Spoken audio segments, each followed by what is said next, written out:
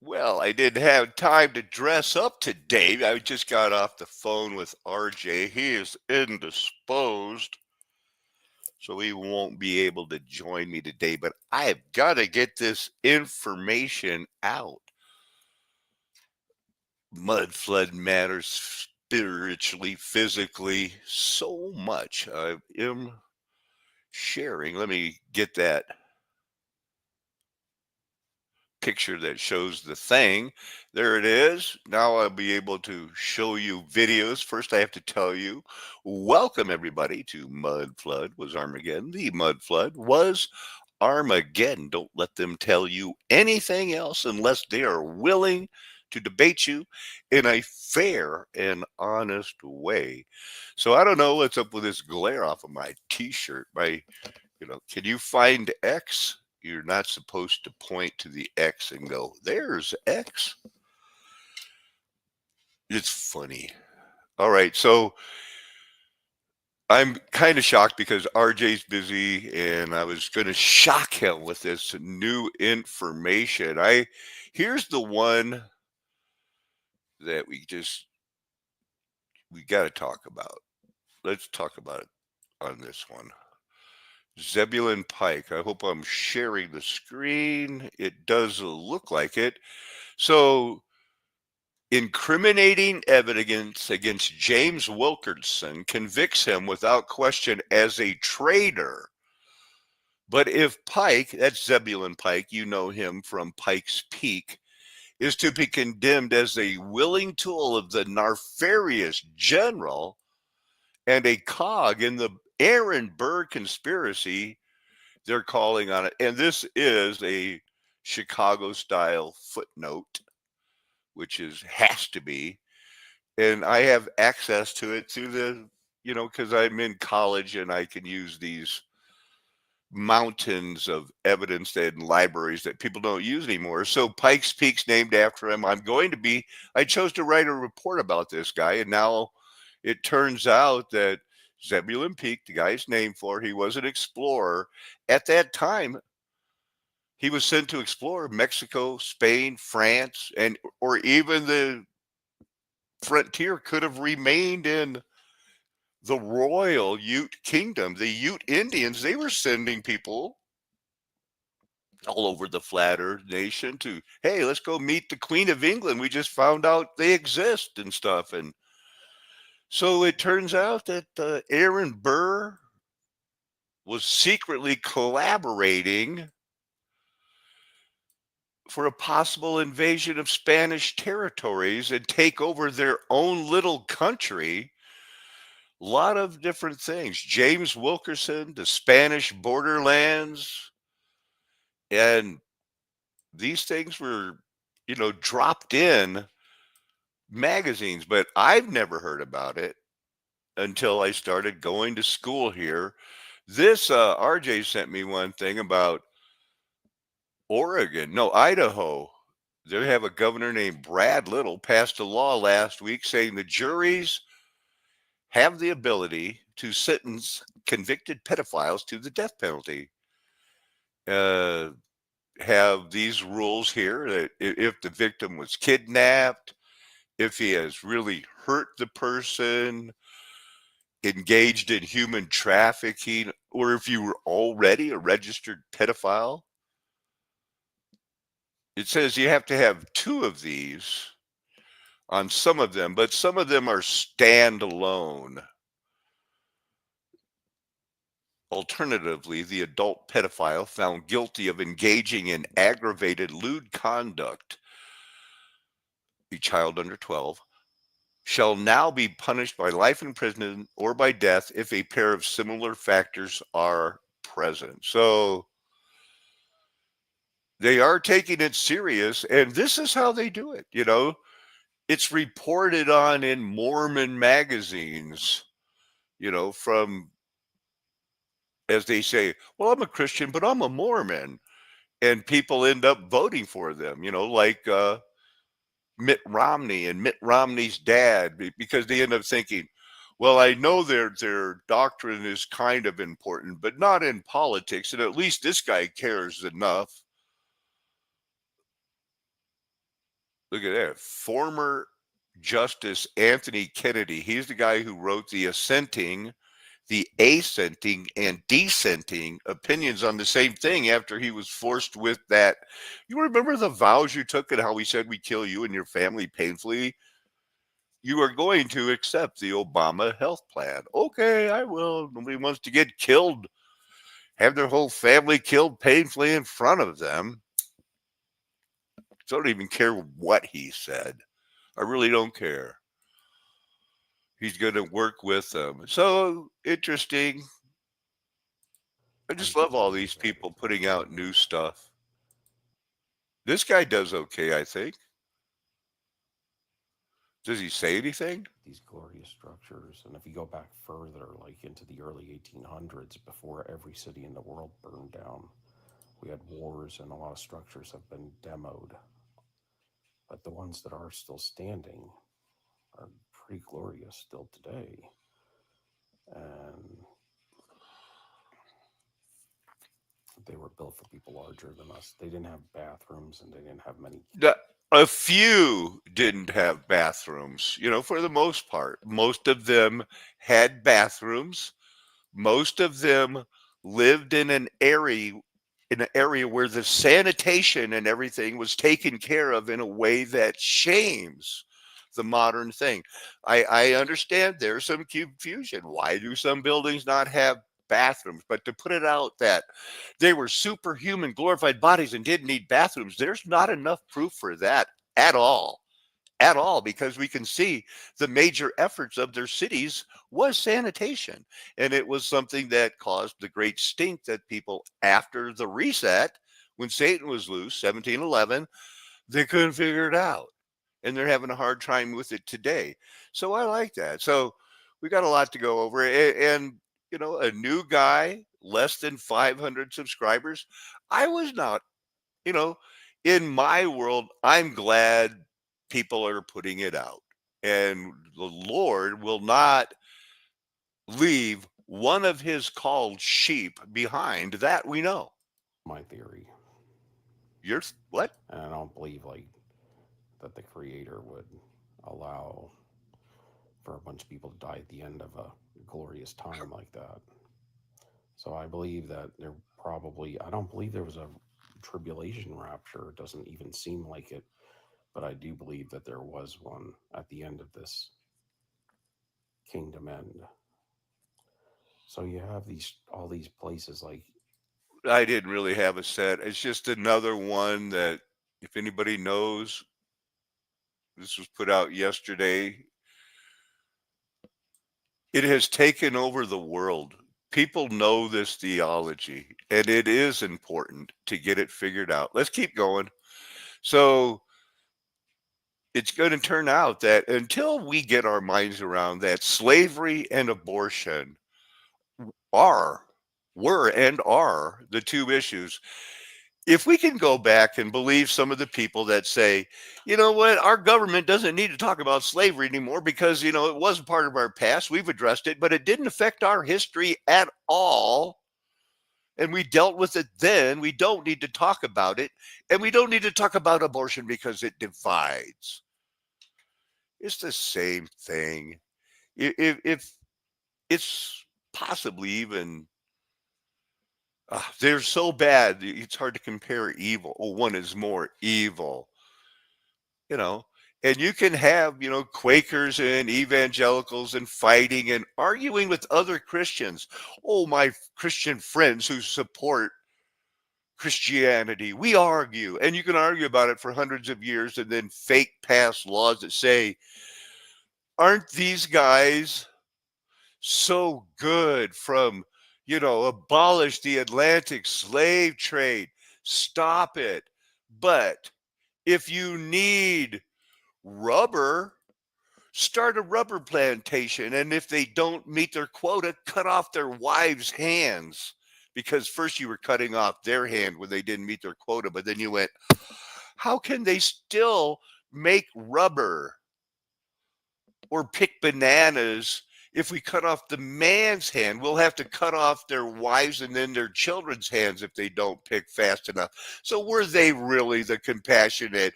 We're the ones who stopped slavery. I've got a better idea. Shut up and admit what you really are. Oops. Now I would not have been. Yeah, I would have been sharing. We did this to other humans.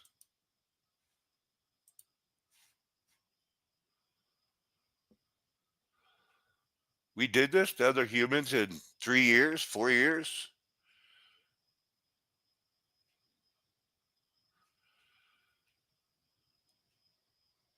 They just got the streets cleared off,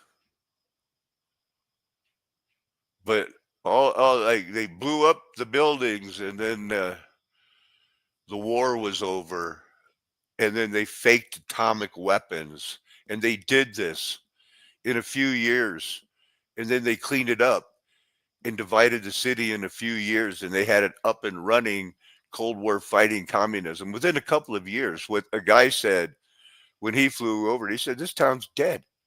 You can't rebuild this town. It'll take a worldwide effort." Well, how about the Marshall Plan? How about this, that, and the other thing? And all of a sudden, by 1958, we're ready to say, let's go.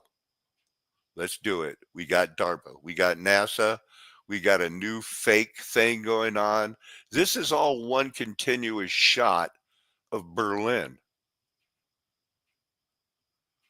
And they did this with firebombing it. They caught it on fire, and then they blew it up with some bombs that could cave in the roofs, but that didn't dissuade them. So they caught it all on fire, but because they couldn't break their will, I guess it's because, like in Japan and in the United States, beneath every big city there is the equivalent of two major big cities underneath it, and they were all living in the tunnels, and they had anti-aircraft things that supposedly you couldn't blow them up and you couldn't stop it, so they had to burn it. Look at all those women, they didn't have anything better to do than to volunteer today to shovel into a bucket, and then they passed the buckets. What seemed weird was when they were passing the buckets, I wonder if they had the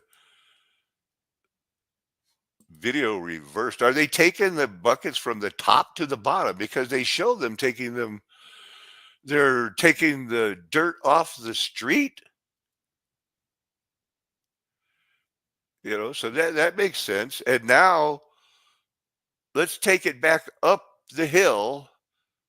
Take it up the hill and dump it here. Dump it into this building's floor, and we'll hide it here until later. Does that make any sense? So that's all. That was all the bonus. I hope I was sharing that. But is that how you clean up Berlin? Get some women, about 20 men and three men, 20 women, and start getting some buckets out of the street and then pass it up a rubble filled.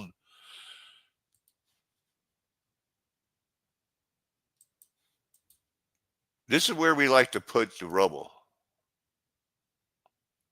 They're smiling. They're happy. They're on TV. Dump it out. If you say so. I want to look at the Tocharian, and some people say I don't like Wikipedia. This is basically the Wikipedia thing. The Tamarin Basin, they're at the northern edge of that extinct branch of the Indo-European language family. Aryans, I guess. Fragments of manuscripts say they discovered them in the 1900s, but it looks like they were mud flooders. When the alphabet was deciphered, it was discovered that it was two languages derived from another alphabet that seemed familiar. We'll look at it in the Wikipedia. Hey, there's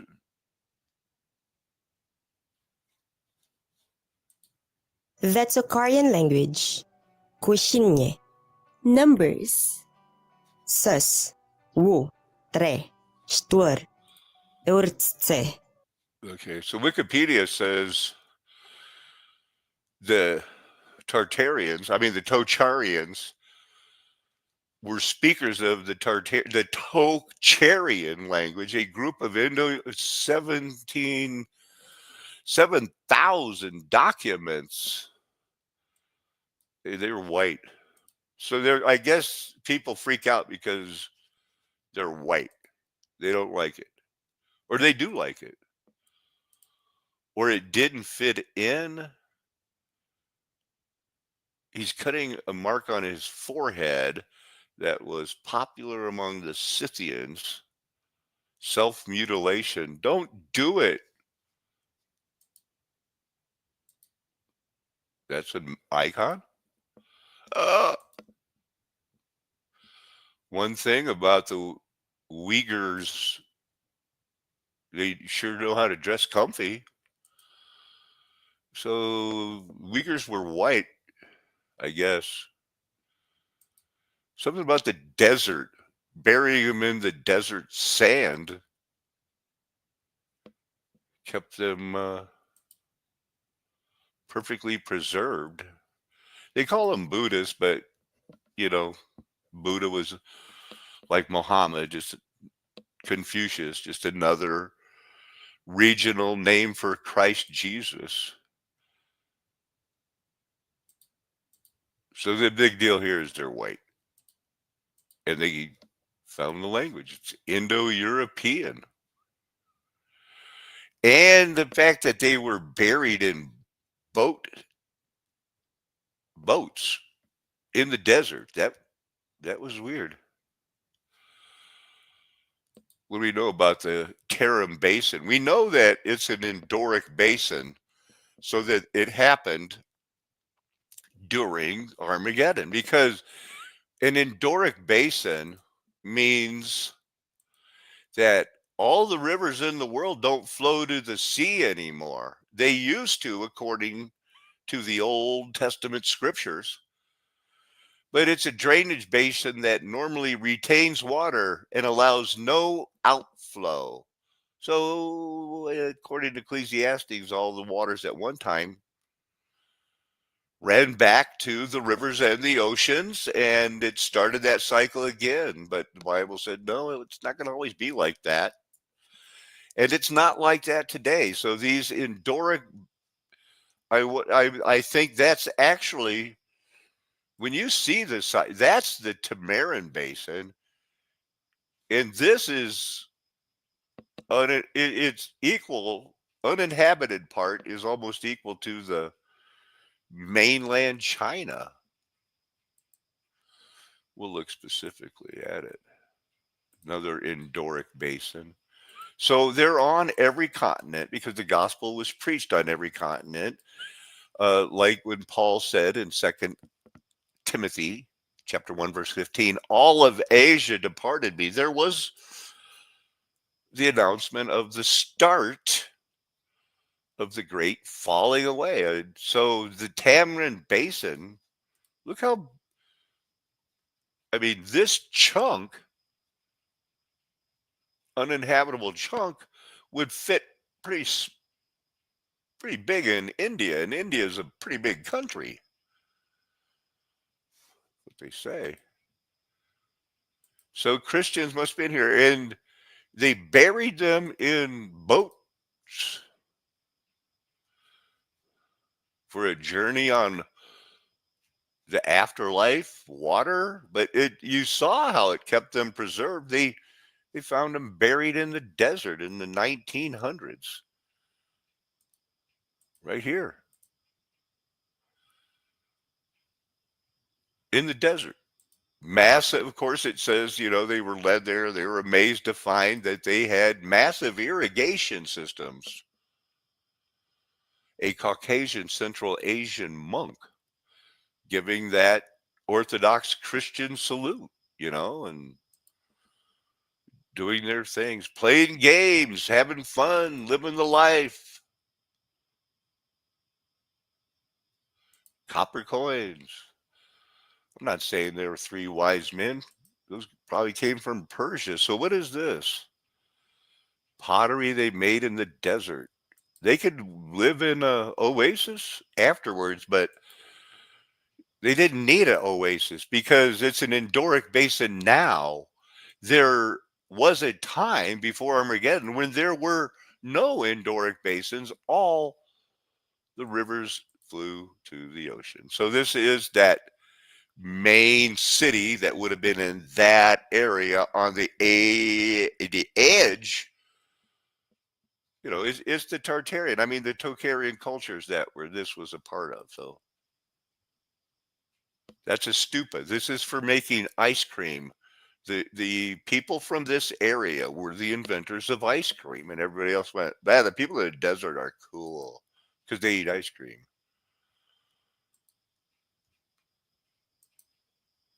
I'm not trying to say that white people are the greatest and they figured it out, but they're no better, no worse than any other colored people. It's just for some reason they got set up as part of this big conspiracy for this age of. Well, you saw the thumbnail, the Roman Catholics and the Jesuits and the secret societies. That's all the Roman church. And now the Roman church has decided it's not in love with America anymore. The America that the Roman Catholic Church sent all of its people over, founded all of those, how many St. Mary, hospitals do you need that were founded at exactly the time as a St. Vincent orphanage in every town at the same time in the 1860s to 1890s? You couldn't build a town in America without a Freemason lodge or an Oddfellows lodge, and they all work together and they've all taken a death vow. Oh my goodness, could they really be working together? No, because that would mean that people were in on it and were able to keep secrets because they didn't want their families murdered. These are their towns. They did it. It was these guys faking history. White guys aren't the worst. Black guys aren't the best. We are all in a big sin. And when Rome breaks up with us, we're the patsies. We're the next ones. Uh,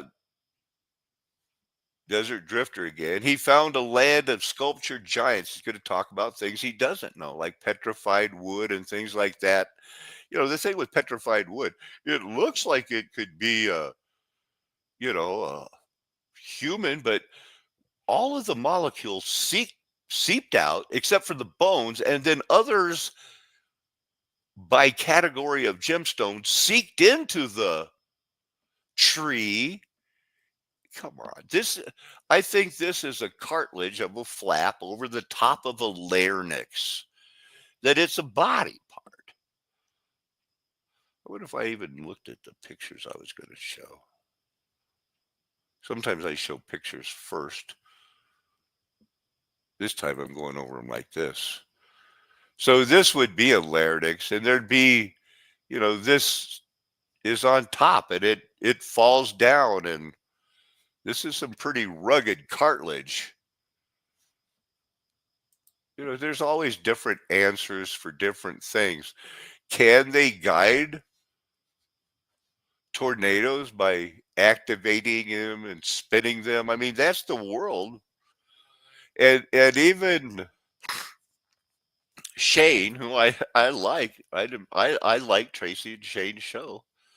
They claim that the reason it works and they can spin it is because of the Coriolis effect. So we, as Mudflood Christians, have our work to do.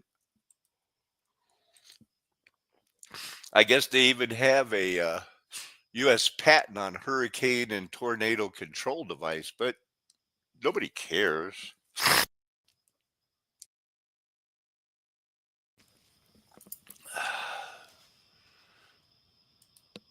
And there's that thumbnail. The Catholic Church is breaking up with us because of the refugee programs have been reeling, because I guess the United States has been funding them. He's not the Pope. That guy's not the Pope. He's just somebody who likes to dress up like the Pope because he's the man. He's just that guy. One of the bad guys. Decoding the World. Whisper Jack put out a lot of great pictures. I noticed that this, you know, fractal antenna type design is still used. A lot of things in this video that showed like, well, we're really packing this in like it's a computer. Thought you'd like to know the movement is moving away the length of an eyelash every year. So if you don't have enough to worry about in 4,000 years, your children's grandchildren, great great grandchildren might have to be like, oh no, the moon's not as bright or something. I'm going to read this one here. It says fungus slowly taking over the world. Fungi have already been pivotal in some of the biggest public health crises in recent decades. In COVID, 10 to 15% of intensive care patients actually had secondary infection, aspergillus. For those patients, their risk of death was 2 to 3 times higher. Last week, the United Kingdom Health and Security Agency issued a warning of a rapidly emerging fungal pathogen, Canadia aureus, undetected until 2009, which has now spread into hospitals globally. So we got that. You know, I didn't know if the world had enough to worry about. So there you go. Now you got that. This infects the tissue, face, brain. Some patients, the amount of blackened tissue that needs removing is so extreme it's impossible, and they die within days because this new fungus is mycormycosis. It's not considered critical yet, but I don't know. There's that Candida albicans. Half the population, it's inside our guts just waiting to be triggered. Anyway, I was like, wow, what? Lethal fungal varieties are spreading to killing at 2.5 million a year. That's more than some of those other critical problems we've recently were locked down to write it out. Blood congealed like black sausages, sexually transmitted athlete's foot, and bloodstream-borne pathogens. I don't want to bore you guys. Did you know that there was a time when men did the sewing?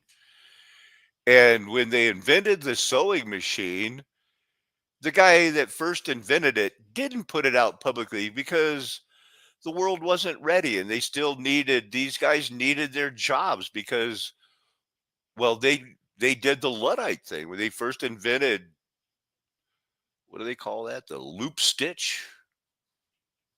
They were going to tear down the factories. How are we going to feed our families? Still giving away money. So I hope I was sharing that. Was everybody sharing that? Look at that. Accordingly, Jim was saying that planes are not allowed to fly over that basin. Now, that's just getting more weirder and weirder all the time.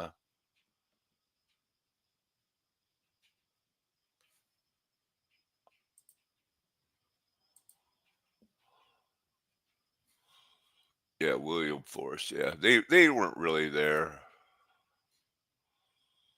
So here, look, and a U.S. admiral at NATO is fired in expanding national security purge. So the president did fire Shoshana Catfield, but she has a husband, so it's not a DEI thing. Maybe she was just not qualified. I mean, a 3-star. I mean, that's like a 3-star general. Nobody understands that. A general, lieutenant general is higher than a major general. Or it's weird. But she's married. So it could have just been that it was a motive may have been related to the crackdown on diversity, equity, and inclusion, but she is married, but maybe she just got promoted over some people that she wasn't as good of a helicopter pilot. We'll never know. Women in the Russian Revolution. Now hold on to your hat. Kill a commie for mommy. We always, the goddess Columbia, come, serve your country needs you. Women can work men into a frenzy. Now, women in the Russian Revolution, it was the revolution, saw the collapse of royalty, the Russian Empire, a short lived provisional government, creation of the world's first socialist state, the very first. They made explicit commitments to promote the equality of men and women,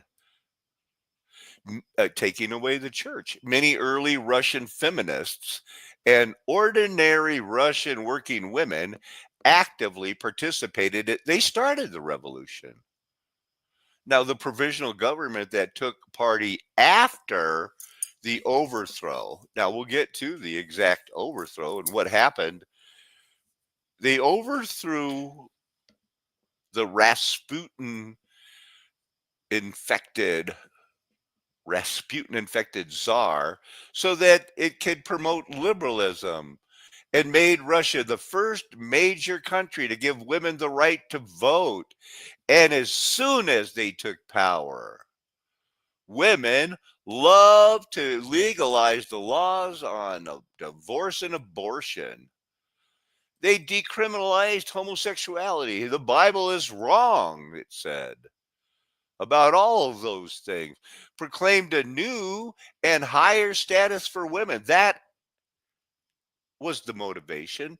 That is why, they had her.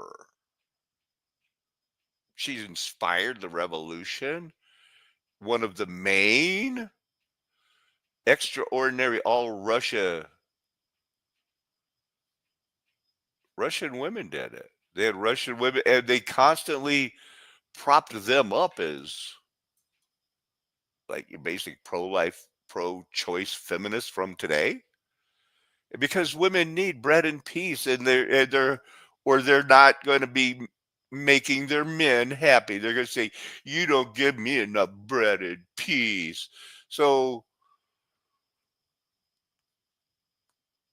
let's look at the Women's March on Versailles.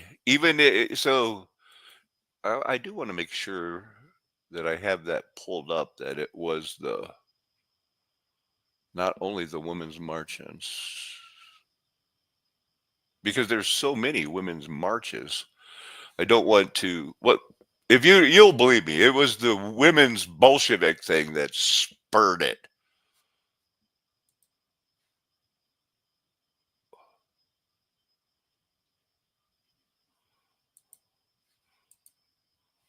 Peasant women were largely uninvolved in both the bourgeois feminist movement, the bourgeois. However, it's basically, it's a burg. The idea is, they were against the people in the town. The peasants were the ones that we should do it. Patriarchal gender roles were a way of life everywhere in the world because of the social norms that are inherent in creation. Historians have theorized that peasants saw a revolution as a dangerous threat to their way of life, and that peasant women, already impoverished, feared the disruptions brought by war. Yeah, because all their men would die. Peasant women's rejection of women's emancipation is most clearly demonstrated in their refusal to be involved with the Women's Bureau. They were basically saying, thanks, but no. Everything that the feminist women said would help us was, we can tell, is only going to hurt us. And the same with your feminist and your partial, your wife right now isn't going to say, well, the feminists were all wrong, because our voting is certainly biblical and certainly necessary, or nothing good would have happened since 1920. So let's just look at the Women's March on Versailles. That's one of the things that they don't have bathrooms. One of the earliest, first, most significant were the women, as in the Russia, this one in Paris, the big, most important march started with the women who embarrassed the men, who said, just like in Russia, I can't go on anymore paying so much for bread. The unrest quickly became intertwined with other revolutionaries, like the men. When they saw it in Russia, they said, look, the women are revolting. And they said, put a bag over their head. No, I'm kidding. Uh, the market women and their allies ultimately grew into crowds of thousands. And this is, as they say, you can't go into the same river twice. In their philosophical mind, they will try to convince you that you're walking into a river called the Danube twice. But since the water has flowed, it has changed. So it's not really the same river. It's only named the same. But this is a revolution, and history doesn't repeat. It's just circumstances. And then, you get the women Freemasons. Yes, they have the Rebeccas. They have the women Oddfellows. They have their secret societies. And look, so it wasn't really just, we don't want our bread, or were the women saying, are we going to have to pull these damn cannons ourselves? And the men said, oh, we got it. And here the women said, well, how about some rights for bread? Phrygian cap much? Until this all comes together for you, and you don't spend your days wondering, I wonder if there's really something to all that. Mudflood was Armageddon. It seems like they have a good argument. But I'm happy. My wife's a Christian. She'll listen to me when things getting important, but actually there just hasn't been any really big decision. So we compromise on everything until then. Like living in the city, like both of us working, like, yeah, our 401k is damaged, but that doesn't mean it's going to go away. Uh, Men, if you're run by women who are saying we got to stay in the city, you're going to die. You will die. Not tomorrow, maybe not before the midterm or even another presidential election, but the cities are going to burn first and hardest. And there's the most people there that will be the most hungry. And then they're going to start cooking and eating people. It's what happens. That will not be a social phenomenon. What Wikipedia and the world would have you say, that the male female domestic public dichotomy refers to some social phenomenon? No explanation. It's just something happened and you have to explain it. Within modern that features to some degree an observable separation between a domestic or private sphere in public or social. This observation may be controversial, but yeah, everybody sees it and is often seen as supporting men in charge. And those seek to create or strengthen any such separation between spheres and to confine women to the domestic private sphere.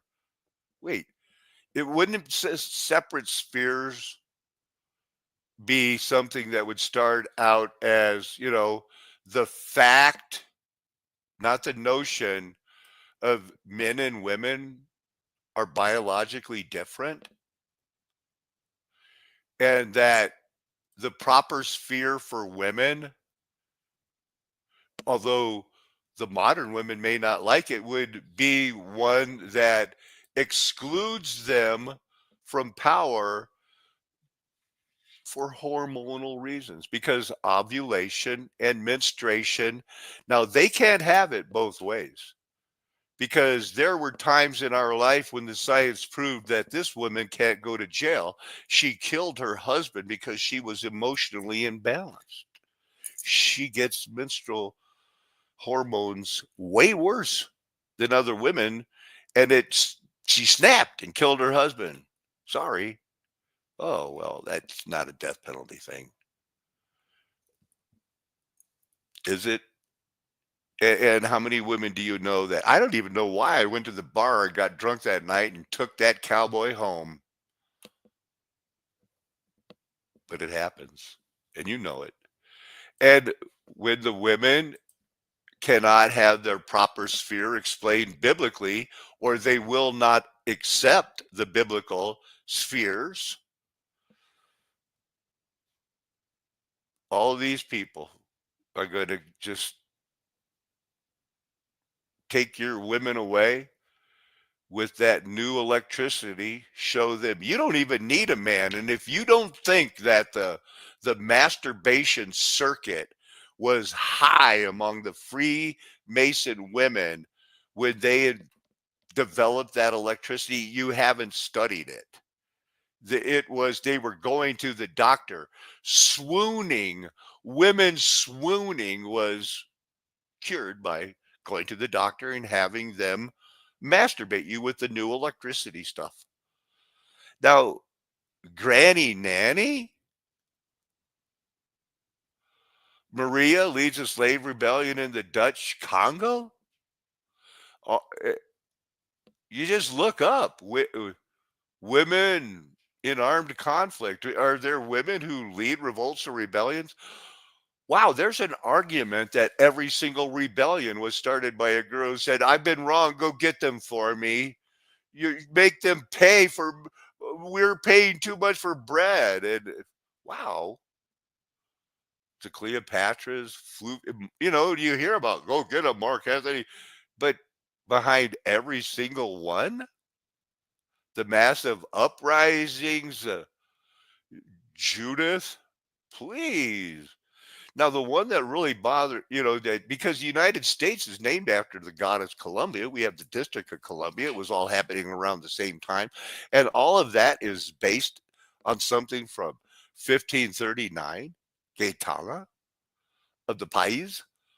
She led an indigenous people of Craca, Colombia, in an armed resistance against the colonialization by the Spanish. That 1492 thing. Her son got his eyes poked out and dragged around the capital until he died. But they remember she led an armed rebellion. And so later on, the godhood, sainthood, Columbia, the United States almost became the United States of Colombia because America was almost named Columbia. Maria leads a slave rebellion. Granny Nanny. Have you heard of any more? Wang Conger, the White Lotus Rebellion. Countess Amelia Prater, fight with the Polish groups, become an officer, and then they all led their people to accept homosexuality. That's what these things seem like. The Women's March, they did it. What's this? Another union? The People's Revolution toppled Fernando Marcos and Isabella and her $100 million worth of clothes and shoes. And then she wasn't much better. She really didn't turn out, first woman president didn't turn out that good. So there we go, all the way up here. She organized 40,000 women, peace activists, but it turned violent. Ivory Coast is in danger. How about that Arab Spring? When are they going to put up Greta Thunberg up there? She wanted peace, but then all of a sudden it was like, I don't know. Here's the deal about the Columbia. Somehow Columbia got named after her. This is the one. Gaetana, 1500s, a leader led an indigenous people arrested in armed resistance. Her monument was sculptured, and her monument is weird. Now, according to Spanish people who take care of the year covering up, at the time of the conquest, this was inhabited by many, many different people. They all got behind her. This is basically a paragraph that just says nothing except they had a lot of people. This guy was another conquistador, found a village in what today is Tamina in order to create a trade route. Where's the Goddess Columbia thing? He called all the indigenous leaders and demanded them to pay tribute. A tribe commanded by a young man and his mother, she was already the chief, it says, a tribal chief. One of them didn't want to pay. It was her.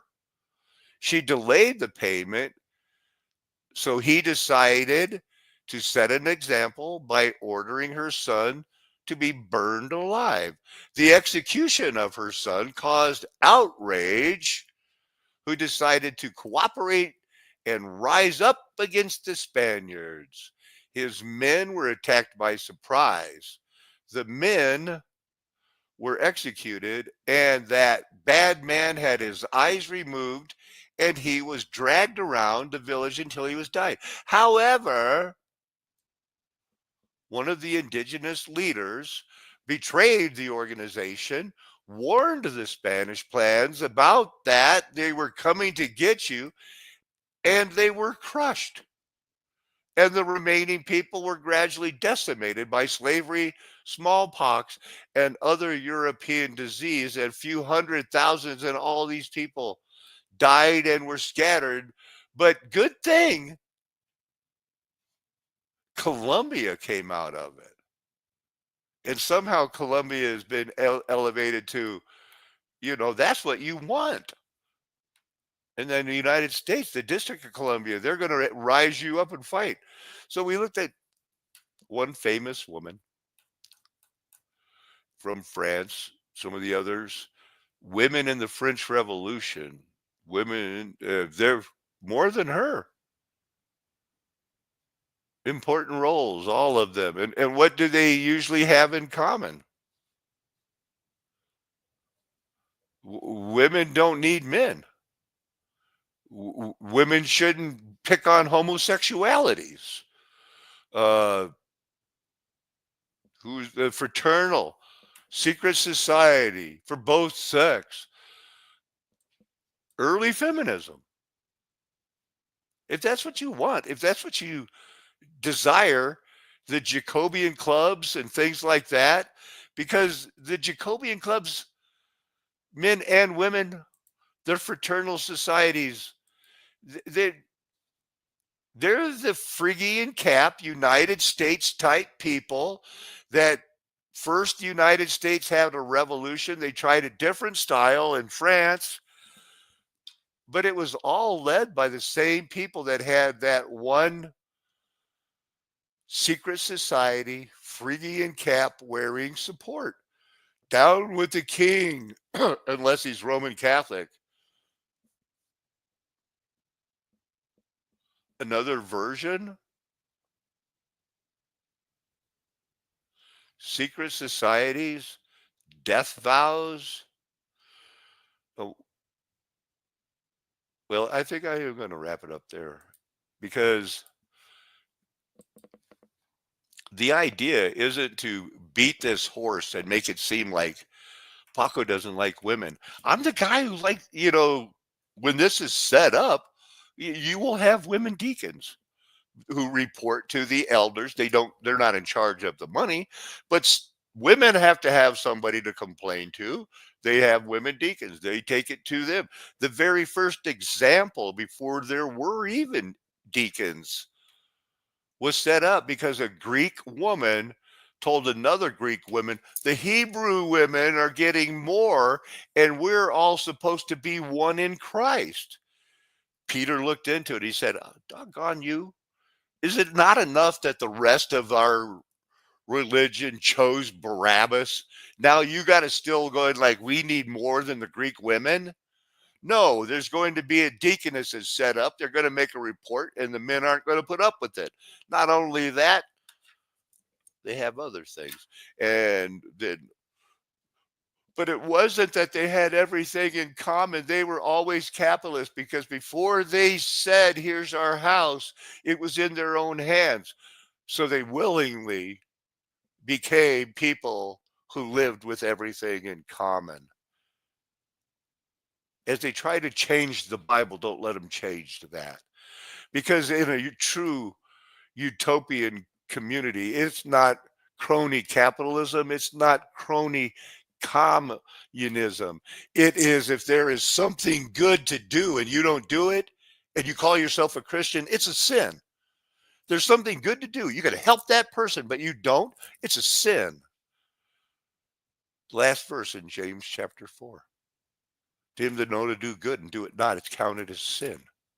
That's a real golden rule, because that person will help you when you're down. We do not have to make a biblical, perfect kingdom of God city. We have to last for 20 more years. And a lot of it's going to be in the dark, because in 2038, their computers go down, not the ones they have underground in their towns. And in the meantime, you want to just go like, well, maybe I got Mandela effect. Maybe I don't have to confront somebody in my life who will tell me, no, you're not in power. You don't have control over me. You're not the head of me. We're staying in the city. That's on you. Whatever's going to happen is going to happen. We'll probably have a couple more elections. Things will get worse and worse between you and the people who you're going to have division from. We will be divided. You will be divided. Nobody's going to be the one who said, wow, everybody else had in their family people who agreed and disagreed. I'm glad that won't happen to me. Everybody I know and love will come with me because they respect my Christianity. Bullshit. No, you will find that does not happen. You're going to find you may be called and they are not. That's the way it is on this flat earth nation with the golden age past. The 1,000-year reign over. And you trying to get your mind around, why were they killing people with lobotomies into the 1950s by the hundreds of thousands?